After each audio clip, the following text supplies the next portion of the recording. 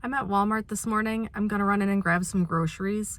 I'm trying to stick to a budget this week for groceries, and sometimes when I need to stick to a budget and I'm really trying to be careful, I will give myself $100 budget and go grocery shopping and just try to stick to that and hope that I get everything that I need and want. But I mean, I don't always, because $100 doesn't go that far right now.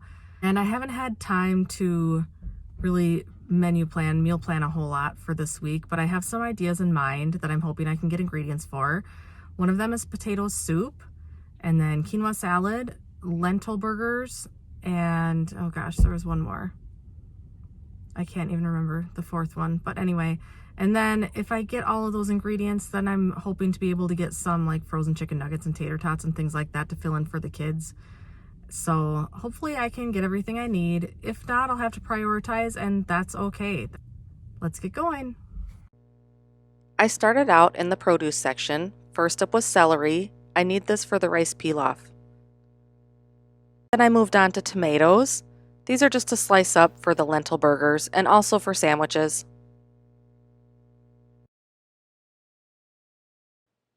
Next up was cilantro. This is also for the lentil burgers. Then bell peppers. I just needed one bell pepper to chop up for my quinoa salad, and I could have saved a little bit by getting a green bell pepper, but I like to have colorful salads, so I spent a little bit extra to get an orange one. Then I came to carrots. Normally I would buy one of the 5-pound bags of carrots because it's less per pound, but on this day I decided to go with two 1-pound bags to help me stay under that $100 budget. These will go in the lentil burgers and potato soup. Right next to the carrots, I grabbed some green onions for the quinoa salad. Then some lettuce for the lentil burgers and sandwiches. And some grape tomatoes for the quinoa salad. Shallots for the lentil burgers. Then a bag of yellow potatoes, obviously for the potato soup. And garlic for the potato soup and lentil burgers.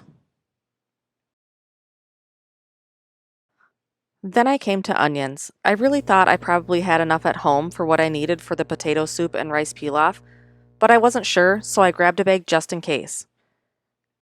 That was all I needed from the produce section, and at this point my total was about $20, and I thought that was really good. Moving on from there, I grabbed some candy for the kids at home. They asked for Sour Patch Kids, Nerds, more Sour Patch Kids, and some peanut M&Ms. And I figured that these are always optional and I can put them back later if I need to stay under my budget. We go through ketchup so fast that I just always grab a bottle every time I'm at the store. And also a can of black olives, just because I know we're out. Then I grabbed a jar of pickles for lentil burgers and sandwiches. And I needed a can of chickpeas for the quinoa salad recipe. Tomato paste goes in the lentil burger recipe. And I needed a can of coconut milk for the potato soup. This is a different brand than what I usually buy, but I thought I would try it. Then I grabbed a bag of rice for the rice pilaf. Basmati is my favorite, even if it is a little bit more expensive than the others. The bags of quinoa are always on the top shelf and so hard for me to reach, but I needed it for my quinoa salad. Next up was a bag of red lentils. These are for the lentil burgers.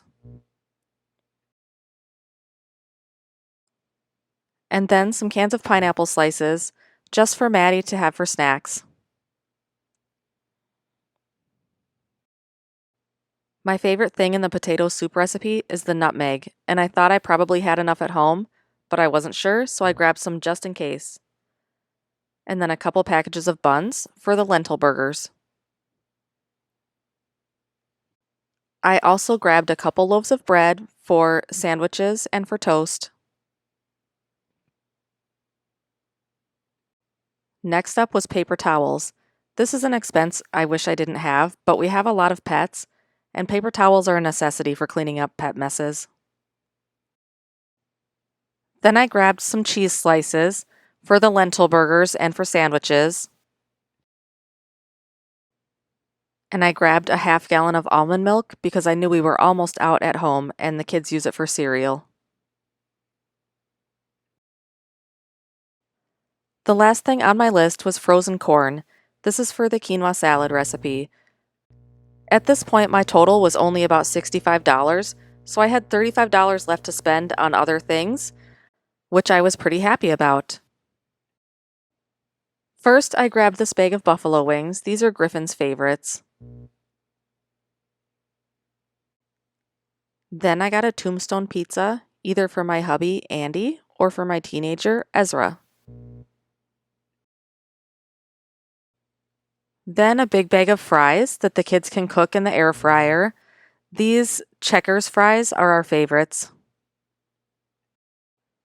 I knew that we were almost out of dish soap at home, so I went to the cleaning aisle and grabbed this Gain Ultra Clean. I like the no-flip bottle style. Then I decided to grab some saltines and tomato soup because I already had stuff in the cart for grilled cheese, and this way we could have grilled cheese and tomato soup. I also grabbed a bag of cereal for the kids to snack on. And here's that can of tomato soup I talked about. I always buy Campbell's. We've tried other brands, but they're just not the same. And that was all. Here's what my cart looks like. I knew if I had done my math right, I should be right at about $100 when I check out. And here's everything on the belt at the self-checkout.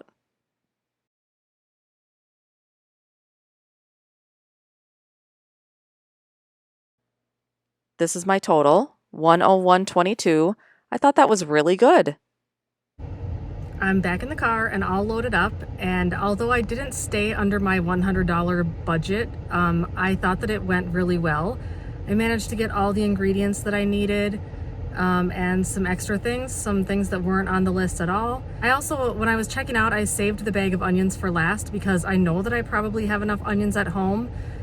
But then it was so close. Just being over by less than $2, I'm okay with that. So I decided to grab the bag of onions just in case I don't have enough at home. That's about all for today. Thank you for watching.